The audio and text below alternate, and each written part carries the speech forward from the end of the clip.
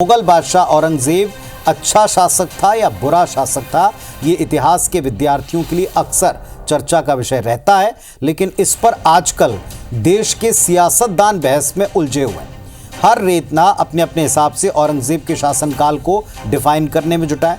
महाराष्ट्र की सियासत में इस वक्त सबसे बड़ा टॉपिक कोई और विकास का बिंदु नहीं है, बल्कि औरंगजेब है।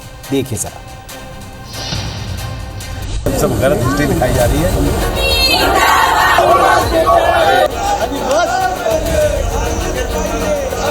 और अगर इतिहास सब गलत हिस्ट्री दिखाई जा रही है। औरंगजेब रहमतुल्लाह अलैह ने बहुत सारी मंदिरें बनवाई हैं। तो आप औरंगजेब को क्रूर शासक नहीं मानते हैं? नहीं, मैं नहीं मानता। औरंगजेब क्रूर शासक नहीं है? बिल्कुल नहीं, मैं बिल्कुल क्रूर शासन नहीं मानता।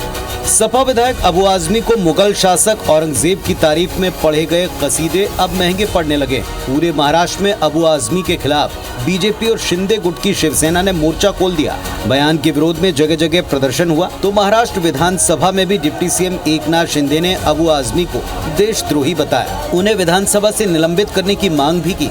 अबू आजमी के खिलाफ मुंबई के ठाणे में FIR दर्ज हो चुकी है। बीजेपी नेताओं ने अबू आजमी को घेरा तो सपा सांसद अवधेश प्रसाद ने उनका बचाव किया। अबू आजमी हमारे देव देवताओं के बारे में अगर ऐसे कुछ वक्तव्य करेगा, स्टेटमेंट करेगा, तो महाराष्ट्र की जनता उन्हें माफ नहीं करेगी। निलंबन होगा सर, निलंबन होगा। निलंबन करने की मांग किया है कि डिप्टी सीएम जो महाराष्ट्र के हैं उनको इतिहास की जानकारी नहीं, और अगर इतिहास की जानकारी होती तो शायद इस तरह का बयान न देते।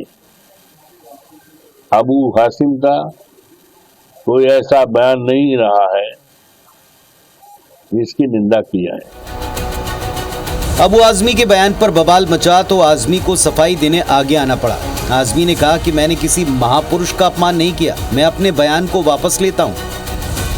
मैंने किसी का अपमान नहीं किया। छत्रपति शिवाजी महाराज हो, छत्रपति संभाजी महाराज हो, डॉक्टर भीमराव अम्बेडकर हो, महात्मा ज्योतिबा फुले हो, राजश्री साहू महाराज हो, इन जैसे तमाम महान पुरुषों का हम आदर करते हैं और हमें आदर करना, पूरे देश को आदर करना चाहिए। हम आदर करते हैं। इन्होंने सारे समाज के लिए, सारे धर्म के लोगों को बराबर का दर्जा दिया था। मैंने इन हिस्टोरियन की लिखी हुई किताब, इनके स्टेटमेंट के ऊपर मैंने जो औरंगजेब की तारीफ किया, लेकिन अगर इन चीज़ों से किसी को वो लगता है कि इसको तोड़ मरोड़ के पेश करके किसी को लगता है कि मैंने गलत बोला है, तो भाई मैं अपने पूरे स्टेटमेंट को वापस लेता हूँ।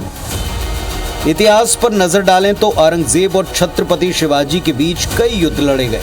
महाराष्ट्र में शिवाजी मराठा गौरव का प्रतीक हैं। ऐसे में उनके शत्रु के महिमा मंडन पर सियासत गरमानी ही थी। औरंगजेब को लेकर दिए बयान पर अबू आजमी ने भले ही अभी माफी मांग ली हो, लेकिन औरंगजेब के नाम पर अपने अपने तरह से इतिहास को बताने वाले जल्द इस मामले को ठंडा होने देंगे, लगता नहीं। Bureau report, IBC 24।